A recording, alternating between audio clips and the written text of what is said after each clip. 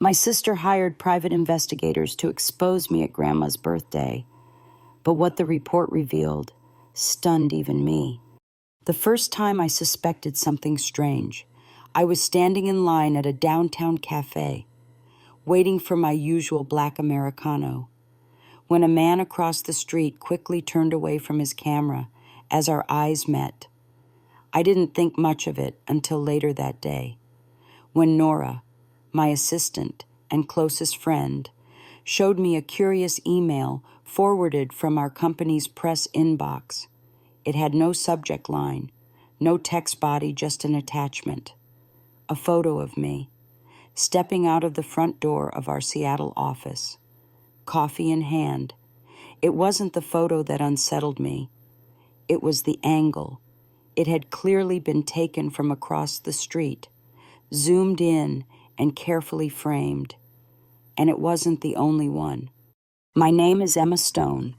I'm 33, founder and CEO of Frameshift Media, a content intelligence company I quietly launched 5 years ago after leaving Portland with nothing but my laptop, a severance check, and the kind of heartbreak that doesn't announce itself loudly back then. No one in my family believed in my work or my vision, especially not Sophie, my older sister. She ran Portland's largest nonprofit event agency and had always been the family's golden child, the one who made a difference. She was brilliant at two things: branding and manipulation. Every family event felt like a Sophie showcase. While I was the placeholder relative, everyone tolerated. My parents, George and Lillian, adored her. They said I was too digital, too distant, like the algorithms I loved working with.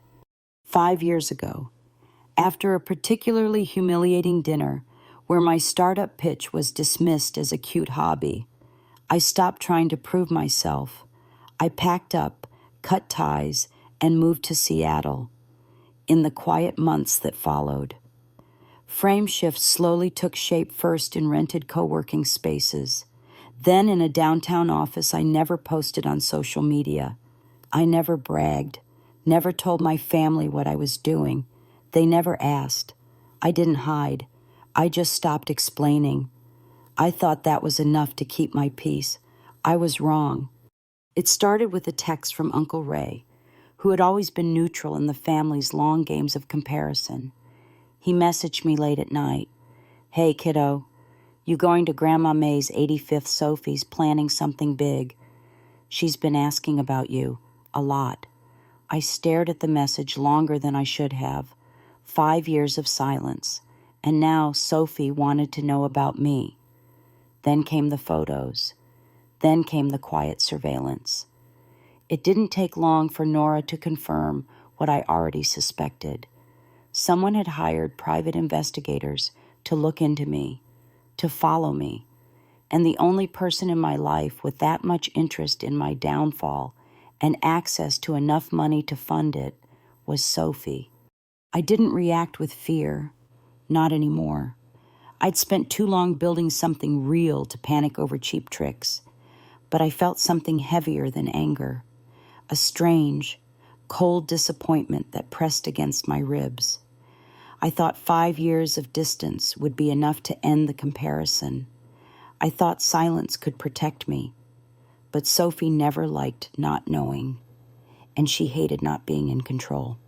That same week, my phone rang with a number I hadn't saved.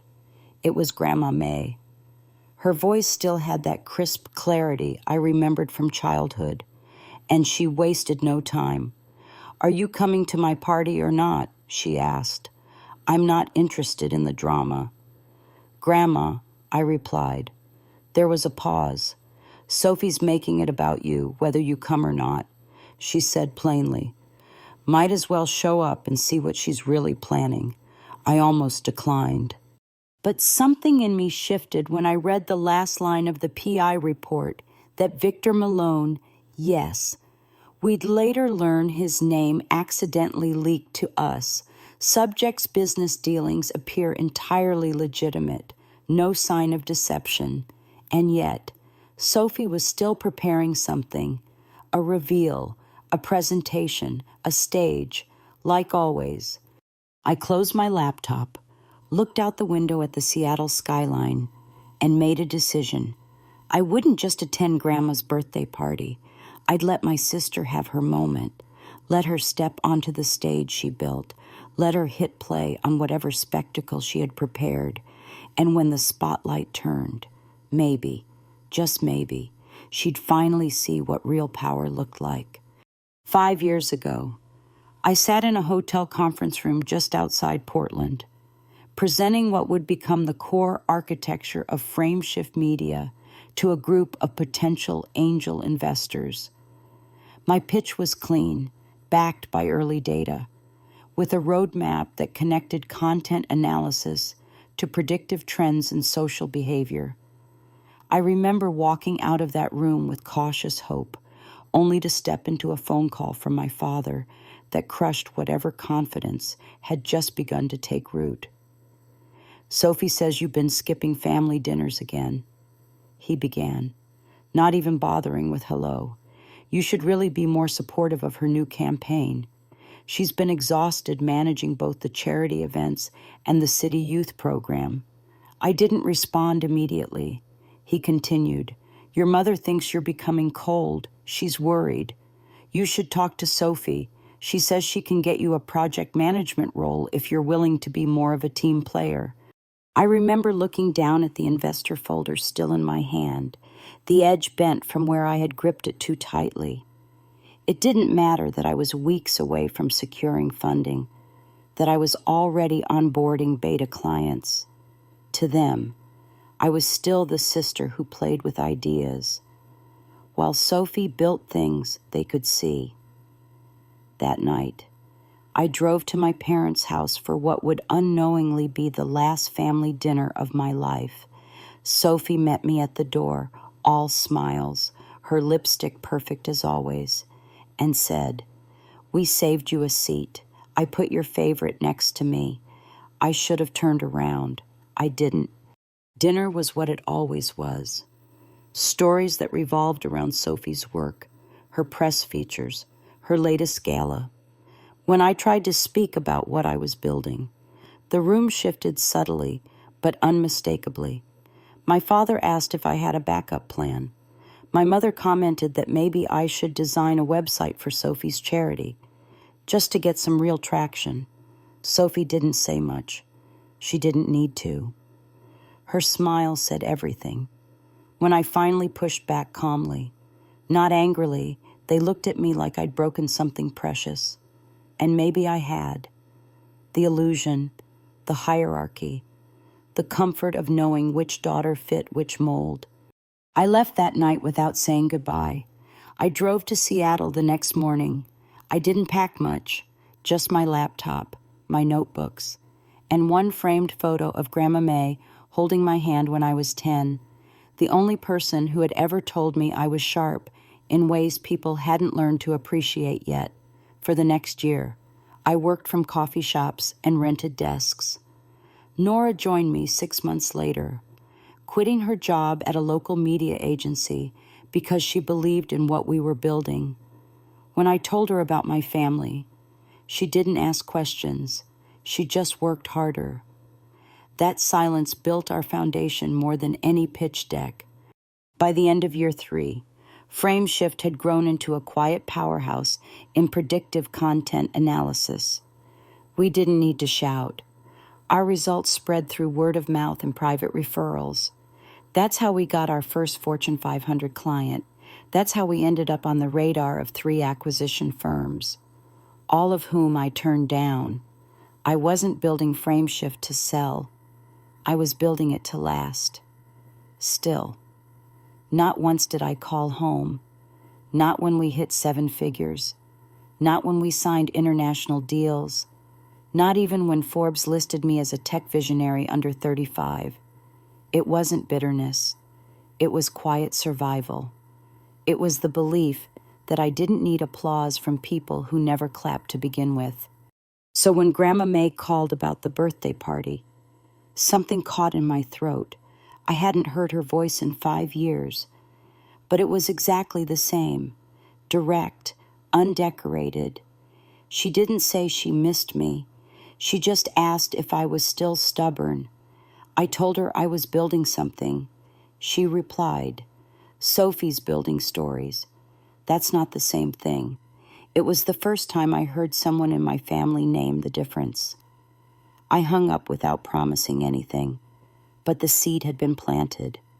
What pushed me over the edge wasn't the call, or the texts, or even the surveillance. It was one photo, a single image, captured by the PIs Sophie hired. It showed me at a speaking event in Los Angeles, backstage, alone, just moments before stepping out in front of an audience of 5,000. I was adjusting my blazer, focused, unaware of the camera, and yet that photo radiated something that took me a moment to recognize. It looked like control, not of the stage, but of myself. Whoever sent it, whether accidentally or to rattle me, had miscalculated.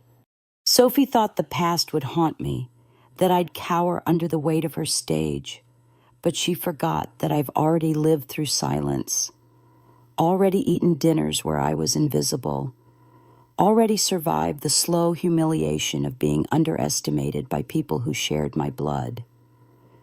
What was one more birthday party? I sent Grandma a short message, "I'll come. No guarantees I'll stay long." She replied instantly, "Bring the Navy suit. You'll know why later." That night, Nora and I went over our schedule. I cleared 3 days, not because I feared what Sophie was planning, but because I needed to be fully present, not just to defend what I built, but to understand why it ever needed defending at all. 3 days before the party, Nora walked into my office holding a folder she hadn't meant to print. I could tell by the look on her face that she had crossed a line I hadn't asked her to cross, but that she'd done it for a reason. She placed the folder on my desk without speaking, then sat across from me and waited. Inside were screenshots from a private investigator's internal communications system. One of them referenced a Sophie S. as the paying client. Another one mentioned me by full name, tagged as Subject 02, verification underway. The photos were clearer now, more targeted. Shots of my apartment lobby, the entrance to my gym, even a wide frame of me in a cafe across from our Seattle headquarters. They weren't threatening, but they were persistent. I flipped through them slowly until I reached the last page, where a file name had been carelessly redacted. It still showed part of an address, an agency in Portland I recognized from an old contact in event security. Sophie had used them before. I leaned back in my chair, breathing steadily, not speaking for a long moment. Then I looked at Nora and said, "Let's find out who took these." Within an hour, she had someone on the phone, a man named Victor Malone, private security turned investigator, with enough discretion to know when a case was more than what it appeared to be. At first, he was defensive. He wouldn't admit to anything, but after Nora casually mentioned that we had a copy of his internal memo logs, he paused. Then he asked to meet in person. That's when I knew he wasn't just scared of exposure, he was reconsidering the job itself. The next afternoon, I met Victor at a neutral spot near the waterfront. He was calm, middle-aged, with the manner of someone who used to be military but now preferred observation over confrontation. He didn't shake my hand, just slid a plain envelope across the table and said, "I was hired to dig up dirt." What I found didn't match the story she gave me. I opened the envelope and saw not just photos, but notes, financial reports, public records, media clippings, all tied together in a file he had originally compiled to discredit me. Only the problem was, nothing discredited me. The business was real. My roles were verified. Every figure, every title, every milestone checked out. She said you were exaggerating your position. Victor continued, that you had built an illusion of success using other people's work, that you were conning investors, but none of it held. I asked him why he sent the photo of me backstage. He raised an eyebrow and replied, that one was personal. I was curious, wanted to see how someone walks into a room they're about to own. You didn't flinch. Most people do. I didn't know what to say to that, so I just asked what Sophie was planning. He hesitated, then pulled out a second envelope. This one was thinner. Inside was a draft outline of a presentation. Not just the slides, but notes about timing, order, even suggested phrasing. Sophie was planning to present a report at the party. Her goal wasn't just to humiliate me. It was to destroy whatever reputation she thought I had built. She had titled it Protecting the Family Legacy. Victor looked at me carefully. I don't usually warn targets, but something about this didn't sit right. I've dealt with revenge before. This felt deeper, more personal. I nodded slowly, then asked if he'd be willing to let Sophie finish what she started. He didn't respond immediately. Then he smiled, dry and measured, and said, sometimes the best way to end a fire is to let it burn out on its own stage. I returned to the office that evening with both envelopes in my hand. Nora was already there, sorting data from our audit request. She looked up when I walked in and asked, is it as bad as we thought? I handed her the presentation outline and said, worse. She's confident, too confident. Nora flipped through the slides and exhaled through her nose. She thinks she's about to deliver a mic drop. She has no idea she's standing on a trap door. I didn't respond. Not yet. I walked to the window, looked out over the city we had built from silence, and made a mental note of everything I would not let her take. That night, I received a message from Grandma May. Just one line, wear the navy suit, and smile like you already know how this ends. I smiled, not because I knew I'd win, but because for the first time in years, I wasn't the one trying to prove anything. Let Sophie present whatever she wanted. Let her invite a crowd to watch. Because when truth has been buried long enough, it doesn't just return quietly. It rises like a flood. The next morning, Nora walked into my office before I even finished my first coffee. Her eyes told me she hadn't slept. She dropped a stack of printed statements onto the desk and said, I found it. At first, I wasn't sure what she meant, but then she flipped open one of the pages and pointed. These are transfers from the event budget of Sophie's last charity gala, she said, and they're not going where they should be. I scanned the page and immediately saw the red flags. The vendor names were familiar, but the routing numbers led elsewhere, not to suppliers or event partners, but to personal accounts under Sophie's name, slightly altered, but traceable with the right access. I leaned back slowly, processing what this meant. She hadn't just been trying to destroy me.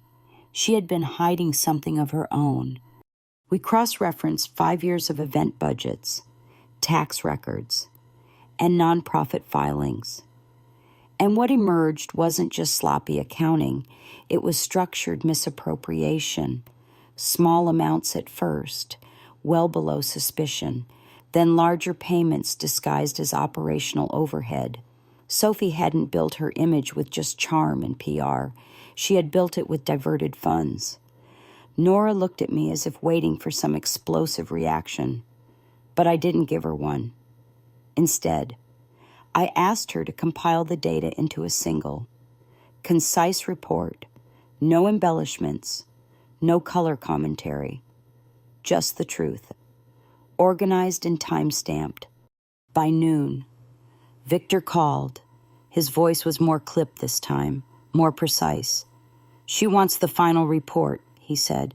She plans to present it after the cake. During the family reflections segment, I almost laughed. That was classic Sophie.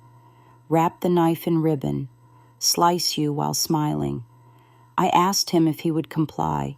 He said he would, and that he had already delivered the draft she insisted on. Then he added, "You should know, your grandmother has already requested an audit of the family trust." That made me pause. When I asked, 3 weeks ago, he said, "Before she even called you." I think she's known something for a while. That information settled slowly into my chest like warm sand. Grandma May wasn't staging a birthday party. She was staging a reveal, and she had been waiting for me to be ready. That afternoon, I received an email from my mother. It was polite, distant, and carefully written, like she had rewritten it 5 times before hitting send. She asked me not to come to the party, said the family was under enough pressure and that my presence might distract from the celebration. I didn't reply, not because I was angry, but because I had learned that not all silences are passive. Some are answers in themselves. I printed the email, folded it, and placed it in the same folder as Sophie's outline. I wanted to remember how she tried to erase me, right before the moment they'd be forced to see me. Later that night, Nora found another pattern. Sophie had withdrawn $10,000 from the family trust just 2 days before hiring Victor. The transaction was flagged for administrative review, but hadn't been escalated yet. Nora looked at me, waiting for direction. I told her not to intervene. Let the system catch it. Let the process complete. Let every part of this unfold naturally. I wasn't building a case. I wasn't plotting revenge. I was simply holding up a mirror. That same evening, Grandma called again. Her voice was calm as ever, like she was calling to confirm a grocery order. "I assume you've seen what she's preparing." She said, "I told her I had." There was a long pause. "Then I'll ask you one thing," she said. "Let her speak. Don't interrupt. Don't react. Let everyone hear it from her." I nodded, even though she couldn't see me. "And afterwards," I asked. "Afterwards," she said, "you stand. That's all. Just stand. Let them turn toward the truth on their own." It was a strange request, but I understood what she meant. People don't change when they're told to. They change when the illusion breaks on its own. Nora left late that night, and I sat alone in the office with the city lights flickering against the glass. I opened the final version of the report she had compiled, skimmed every page, every date, every withdrawal. It was clear, unforgiving. I didn't feel triumphant. I felt steady. Sophie hadn't just tried to erase me. She had used our family's trust, their faith, their pride, and turned it into currency. And now, without knowing it, she had paid for the very thing that would destroy her illusion, not with guilt, but with receipts. 2 days before the party, things began to shift in ways Sophie didn't anticipate. The cracks in her performance started to show, not because I intervened, but because her own ego made her careless. That morning, Presley, my cousin on my father's side, called me in a whisper from the parking lot of a cafe near our old family church. She had overheard Sophie on a phone call with someone from the event venue. Apparently, Sophie was panicking about the projector system and wanted to make sure her visual aid presentation would run without delay. Presley said Sophie kept repeating one phrase: "This will be the moment everyone sees what she really is." I asked Presley if she knew what that meant. She didn't, but she did say Sophie sounded nervous, unusually so, like someone trying to convince herself more than anyone else. That told me everything I needed to know. Back in the office, Nora pulled up new notifications from our internal alert system. Sophie had tried to access the Family Trust portal again, but had been blocked due to temporary administrative lockdown. I didn't have to ask why. Grandma's audit request had gone through. That alone was enough to put her on edge. Nora turned her monitor and said, "She's unraveling. She's not being subtle anymore." Then she pulled up an IP log from our own website's admin panel. "And look at this," she added. "Last night, someone tried to hack into our company press dashboard. 3 failed attempts from an IP tied to a nonprofit office in Portland. I didn't need to ask whose. Sophie had always underestimated the digital side of things. She thought of truth as something controlled by story, not by metadata. She didn't understand that receipts don't care about reputation. Later that day, building security called. A woman in a red coat had shown up at the front desk, asking to speak with the person in charge of frame shift. She didn't give a name but insisted it was urgent. When the receptionist said she'd have to wait for an appointment, the woman stormed off. Security checked the footage. I didn't need the video to confirm what I already knew. It was Sophie. She had come to confront me face to face, likely out of fear that her little script was falling apart. But she had no idea I was already 3 steps ahead. I didn't return the gesture. I didn't reach out. Some people collapse not because they're pushed, but because they climb too high on a lie. That night, I got a call from Victor. His tone was neutral, but I could tell something had shifted. She asked me to revise the report. He said, wants me to leave out a few lines, replace others with more speculative language. I asked if he agreed. No, he said simply. But she's getting sloppy. She thinks volume equals credibility. She's padding the presentation now, adding fluff. I told him to let her print everything, let her show every slide, every chart, every page, because the more she spoke, the more rope she'd have around her own story. The final confirmation came an hour later. Grandma called again, her voice sharper than usual. "Your mother just left me a message. She said she's worried you're coming just to cause trouble, that maybe you should sit this one out." I closed my eyes for a beat. "And what do you think, Grandma?" I asked. She didn't hesitate. "I think your mother is scared, and people who are scared tend to beg for silence when they know what's coming isn't going to be pretty." I asked if she still wanted me to wear the Navy suit. She laughed lightly.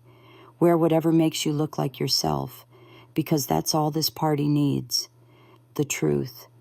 Finally, the truth." I hung up and opened the final version of the report.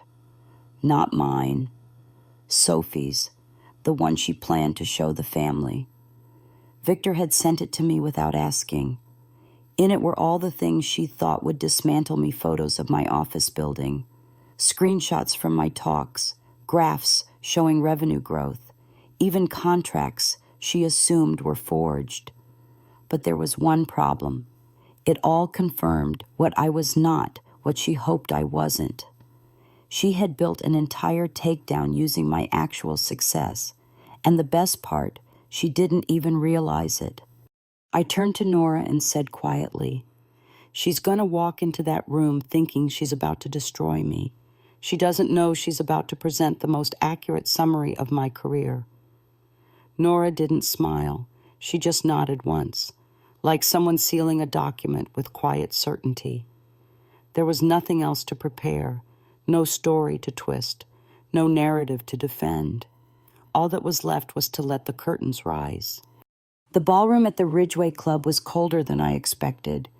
It wasn't the temperature, but the atmosphere, the kind of quiet that made people speak softer, move slower, as if everyone sensed something beneath the polished silver and floral centerpieces. I arrived precisely on time, just as Grandma May had requested, wearing the navy suit she insisted on. Nora stood beside me, calm as ever, holding the folder we both knew might never need to be opened. The point wasn't the reveal. The point was the timing. And Sophie had no idea she was the only one performing without a script.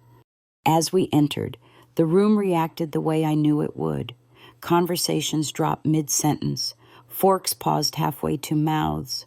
A few people pretended not to notice me. Most didn't bother. Their eyes followed me as I walked past familiar faces, uncles, cousins, former neighbors. My father stood near the bar, holding a glass of scotch he hadn't touched. My mother was speaking with the event coordinator, her posture rigid, like she'd been rehearsing neutrality. Sophie stood closest to the main table, in a deep burgundy dress and signature red lipstick. Flipping through a neatly prepared folder, she looked up, froze for half a second, then smiled. It wasn't warm.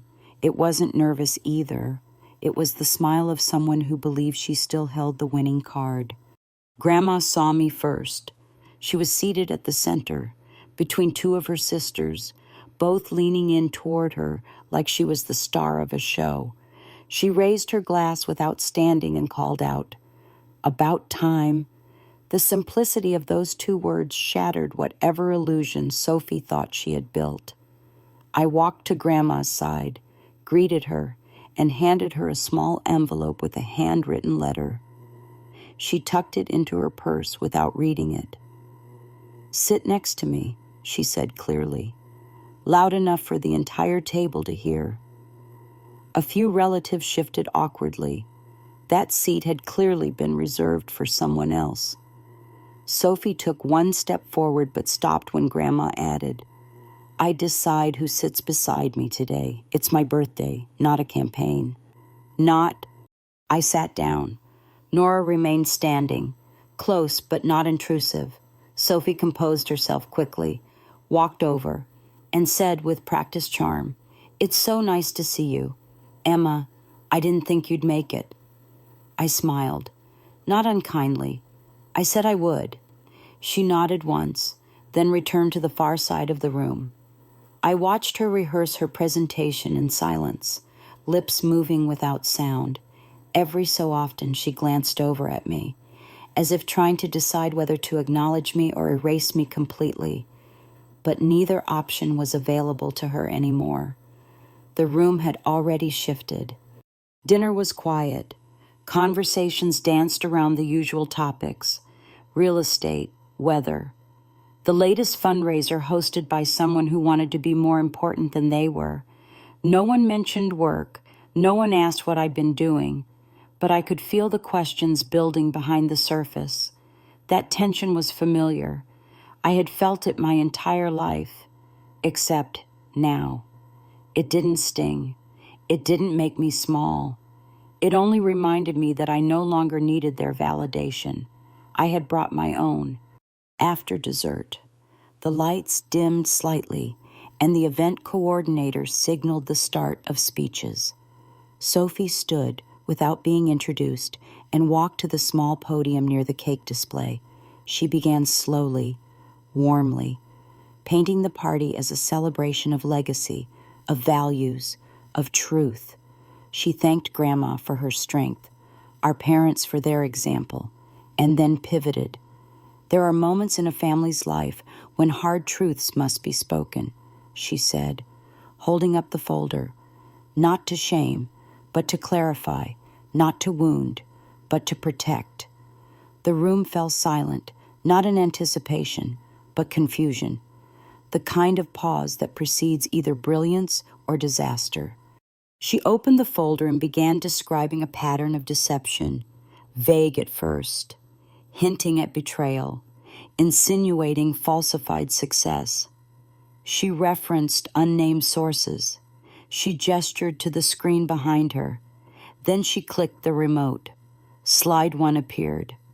A photo of me outside my office, the Frameshift logo clearly visible behind me. "This is where she claims to work," Sophie said, her voice tightening. A tech company she says she built. A position she says she earned. The second slide showed my keynote from a conference in New York, then screenshots of press mentions, financial highlights, every single one accurate. Her voice began to falter. Her hand shook slightly. She flipped a page in the folder, eyes scanning faster now, as if realizing she'd walked into the wrong ending. These are the documents my team gathered, she continued, but the weight in her voice had vanished. Grandma leaned forward slightly and said, "Read them, dear. Let everyone hear." Sophie froze, then turned the page again. Emma Stone is, according to this, the founder and CEO of Frameshift Media. A murmur spread through the room. She currently holds executive roles in 2 other startups and serves as an advisor to. She stopped. The screen behind her said it all. She had just spent 5 minutes proving everything she wanted to deny. She looked at me. I didn't move. I didn't speak. I simply met her eyes and waited. Her throat bobbed. Her hand fell away from the clicker. Then she reached the final page. It wasn't mine. It was hers. And her face told me exactly what it said before she opened her mouth. Sophie stood frozen at the podium, staring at the final page in her hands, like she no longer recognized her own handwriting. The room was still, every eye trained on her, waiting for the next slide, the final reveal, the grand finale she had promised with every hint and every whisper in the weeks leading up to this party. But all she gave them was silence. Then, with a voice 2 tones lower than before, she read the line no one expected, and finally, financial irregularities have been discovered in several accounts tied to my own nonprofit organization. Her hands trembled. A review is currently underway. Her lips parted again, but no words came. Her eyes scanned the room, searching for rescue, but no one moved, not even our mother. It was Presley who broke the silence. She stood near the back of the room, holding her phone in both hands, and asked calmly, "Is that the same charity Grandma asked the board to audit?" Sophie's gaze snapped toward her, then to Grandma, who had remained completely still. "Grandma," she said, voice high and tight. Grandma simply raised one eyebrow and replied, "You told the whole room we needed the truth. I thought that meant yours, too." That was the moment something inside Sophie cracked. She tried to speak again, but her voice caught. She stepped away from the podium too quickly, bumping the mic stand, making a sharp sound that echoed through the quiet. She grabbed her folder and turned to leave. But not before Grandma added, "Leaving so soon. We haven't even had cake." Sophie didn't answer. She moved quickly down the side aisle, her heels loud against the parquet floor. Someone opened the door for her, and just like that, she was gone.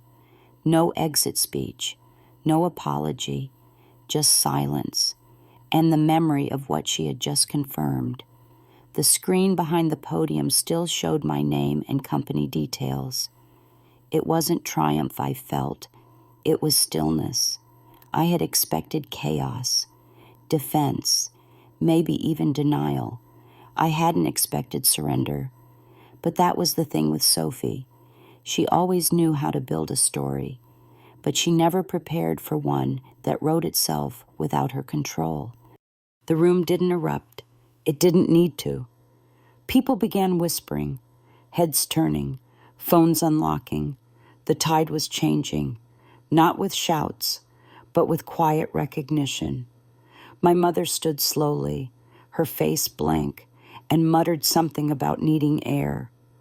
My father remained in his seat, staring at the screen like he was still trying to process what just happened.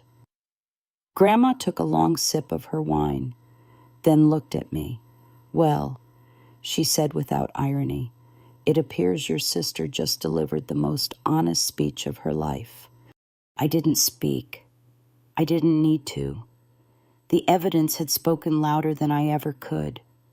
Nora stepped forward, handed the event staff a small envelope, and quietly asked them to remove the slides. As they blacked out the projector, the spotlight shifted figuratively and literally. Suddenly, the attention wasn't on Sophie anymore. It was on what she'd tried to destroy and failed. A cousin I hadn't spoken to in years approached me with hesitant eyes. "You really built that company yourself?" she asked. I nodded. "And the speaking tours, the Forbes features?" I nodded again. She looked at the now empty podium and said, "I don't know how we missed it, or why we believed her so easily." I didn't answer, because the truth was I did know. Sophie made it easy to underestimate me. I made it easy to disappear. Uncle Ray came up next, handed me a glass of water, and muttered, "Been waiting years to see that girl trip over her own lies." Then, after a moment, he added, "Sorry we didn't look deeper." I looked at him carefully and replied, "Looking now is still better than never." Around us, the energy began to shift. Relatives whispering about donations never fulfilled, grants that vanished, vague emails Sophie never explained, all of it connecting in real time. I didn't need to raise my voice. The truth had already entered every corner of the room. Then, without fanfare, Grandma stood up. She walked to the podium Sophie had fled, straightened the mic, and addressed the room. "This party was meant to celebrate my birthday," she said, "and I intend to do exactly that. But I also think this is a good time to acknowledge what's real, what's earned, and what has finally come into the light."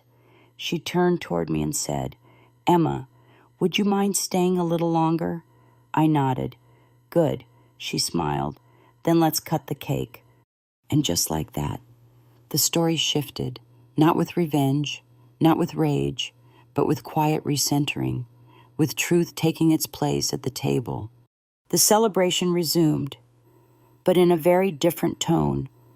The cake was cut, the candles blown out, and polite applause followed, but no one was really paying attention to dessert anymore. Eyes glanced at me, not with suspicion, but with a quiet curiosity that hadn't been there before.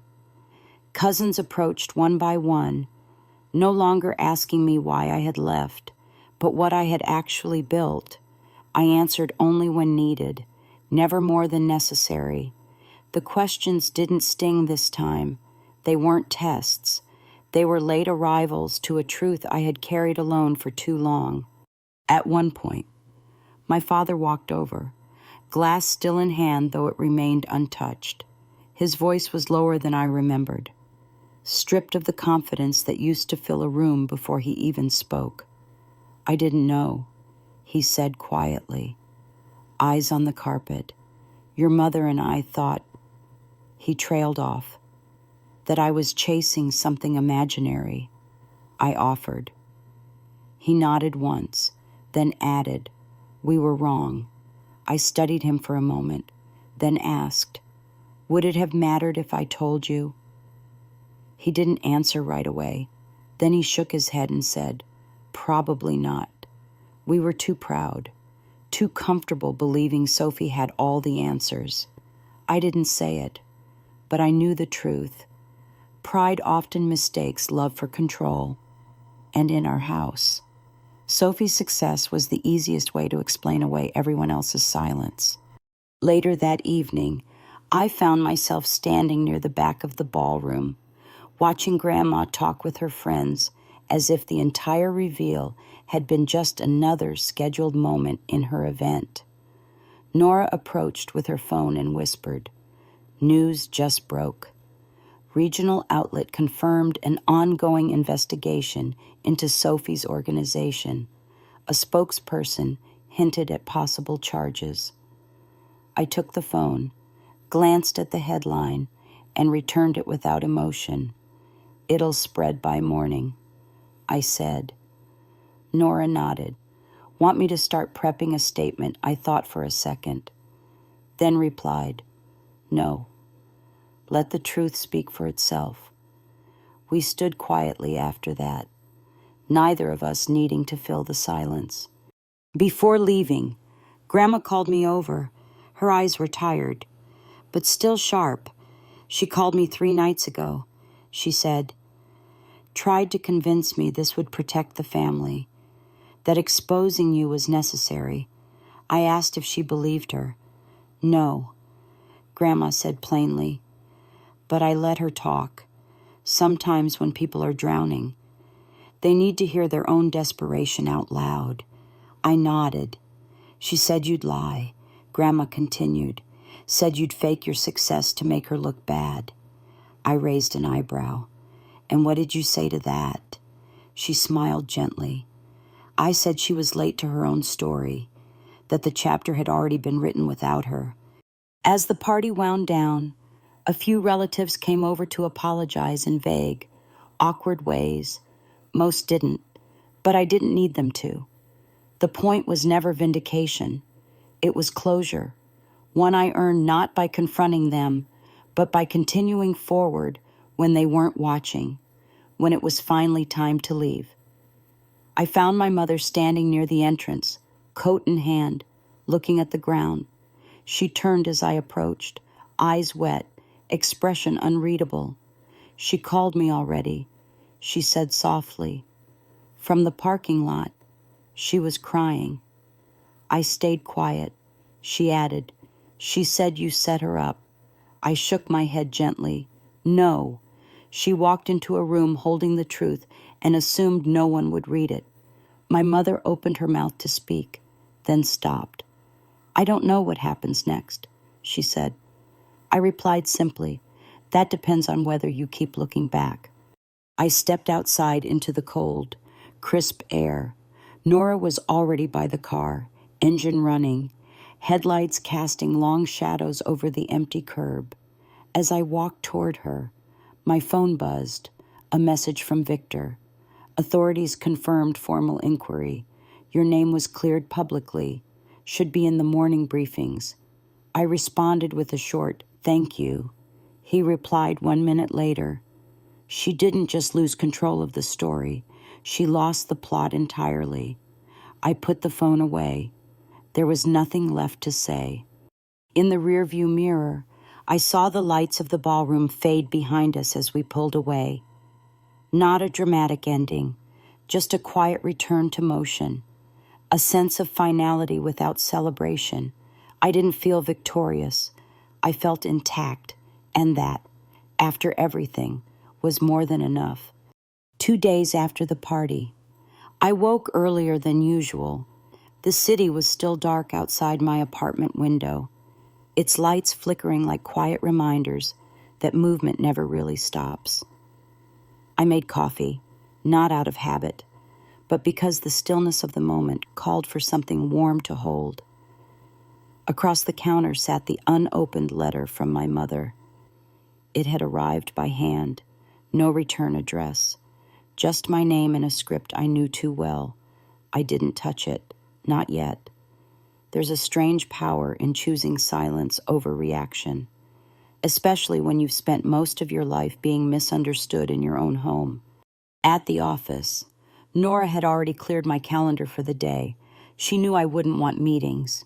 Instead, she handed me a new folder, not about Sophie, not about the fallout, but about something else entirely. Grandma called this morning. She said, she's serious about launching that foundation. I raised an eyebrow. She wants to turn it into a fully independent trust, not just to repair what Sophie's charity damaged, but to actually serve underserved families long term. Nora hesitated, then added, "She asked you to chair the board." I sat down, opened the folder, and scanned the proposal. It was clean, simple, practical. Grandma hadn't built it to impress donors.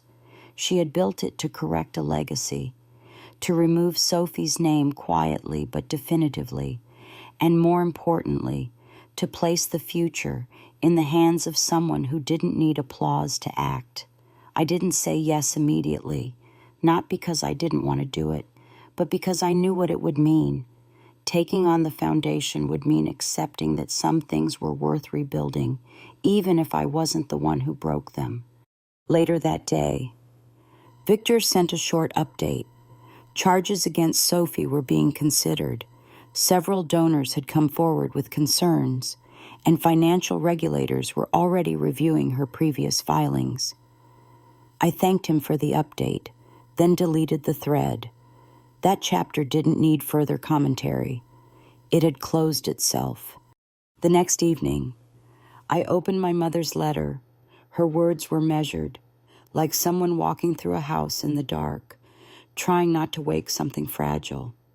She apologized, not directly, but in fragments. She wrote about memories I had forgotten, about the guilt she never voiced, about the ways Sophie had filled the silence left by their inability to understand me. She didn't ask for forgiveness. She didn't expect a reply. The final line simply read, "We didn't see you, and now we don't know how to look." I folded the letter carefully and placed it in the drawer with a few other pieces of paper that had marked turning points in my life, not out of sentimentality, but because reminders are useful not of pain, but of choice. I had chosen not to chase their approval. I had chosen to build in silence. I had chosen to walk away with nothing but my name and return with something no one could take from me again. That weekend, I met Grandma at the garden behind her house, the one where she used to keep old wooden benches and never let anyone trim the rose bushes too evenly. She poured tea like she always had, with half a smile and no small talk. "You've always reminded me of my mother," she said suddenly, quiet on the surface, but impossible to move once you've decided where you stand. I thanked her for the foundation proposal. She waved it off. "You already built one company to last. This will just be another. Different mission, same spine." Before I left, she stopped me at the gate. "Emma," she said, "you don't owe them softness just because they're learning now." I nodded. "But I don't owe them bitterness either," I said. She smiled. "That's what makes you different." On Monday morning, we made the official announcement about the new foundation. Press outlets who had previously interviewed Sophie now requested to speak with me. I gave no personal statements. The launch wasn't about clearing my name. It was about creating something functional in the wreckage of a false front. Nora handled most of the logistics. Grandma signed every document with firm strokes. And I stepped into the chair position, not as a victim, not as a replacement, but as someone who finally had space to lead without interruption. That same night, a message arrived from Sophie. One sentence, "You win." I stared at the screen for a long moment, then turned off my phone. This was never about winning. It was about surviving long enough for the truth to stand by itself. And in the end, the truth did what it always does. It waited, quietly, until the noise cleared. 3 weeks after the party, I received an invitation in the mail. Not from family, not from any media outlet or investor, but from the city council. They wanted Frameshift to participate in a roundtable about digital equity and access to authentic information, something we'd been building quietly for years. I didn't reply immediately. Instead, I left the envelope on my desk while I finished reviewing the legal filings for the new foundation. It felt strange to be in a season of creation while others around me were unraveling. But maybe that's how healing works. Not as a victory lap, but as the ability to keep moving forward while others are still staring backward. I hadn't heard from Sophie again. No follow-up messages, no apology, no explanation, just that one sentence weeks ago. You win. I didn't answer it, and I didn't think about it much, because there comes a point when winning no longer looks like a response. It looks like peace. It looks like waking up in your own apartment, walking into your own office, reading about your own work in publications that used to ignore you. It looks like sitting in meetings where your name means something, and not because it's attached to someone else's expectations. The foundation launched quietly, with no press release and no ceremony, just one email from Grandma May, sent to a list of trusted contacts and community partners. The message was simple: we are here to repair. No names, just work. Donations started to come in within 48 hours, not because of who we were, but because of what we weren't pretending to be. That was the difference. No gala, no stage photos, just direct funding and immediate assistance. I spent most evenings in planning sessions with Nora, going over logistics, impact targets, and ways to ensure the mistakes of the past never found a shadow here. It wasn't glamorous, but it was real. One afternoon, while reviewing a list of board applicants, Nora looked up and asked me, "Do you ever think they'll come around?" I didn't ask who she meant. "Maybe," I replied, "but by then, I won't need them to." She nodded, then added, "That's why this works, because you never waited for them to see it first." It wasn't a compliment. It was a diagnosis, a summary of everything I had learned since the night I walked away from my parents' house with nothing but a folder of rejected ideas and the memory of Sophie's smirk burned into my ribs. I didn't rebuild to prove anything. I rebuilt because the silence had more space than their approval ever did. I rebuilt because when people stop speaking over you, you finally hear your own voice clearly. And when that happens, the need to be understood by those who never listened starts to dissolve. The city roundtable happened 2 weeks later. I showed up wearing the same navy suit I had worn to Grandma's birthday, not for symbolism, but because it fit. And I liked how it reminded me of the moment I stopped explaining myself during the panel. Someone from the press asked a question about resilience.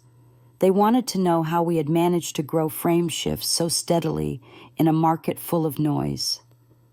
I paused before answering and simply said, "By focusing on the work, not the spotlight." The moderator smiled, moved to the next speaker, and I could feel the room shift again, not with awe, but with respect. That night, I received another message, this one from Presley, a screenshot of the family group chat, where my name had finally appeared without accusation. Someone had shared an article about the foundation. Another relative asked how they could help. No one mentioned Sophie. For the first time, I wasn't being compared to her. I wasn't being measured against her version of worth. I simply existed in the conversation for what I had done, not for what I had been forced to defend. I closed my laptop, walked to the window, and let the city noise rise to meet me. The lights blinked in no particular rhythm, just motion, just life. I wasn't thinking about revenge anymore.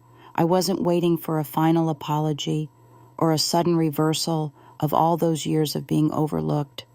What I had was better, not a moment of glory, but a foundation of truth, not a grand ending, but a quiet beginning that I had built myself. One decision, one step, one refusal to disappear at a time. So if you ask me now whether I've forgiven them, the answer is simple. I no longer need to. What would you do if one day the person who tried to erase you handed you the proof you never needed?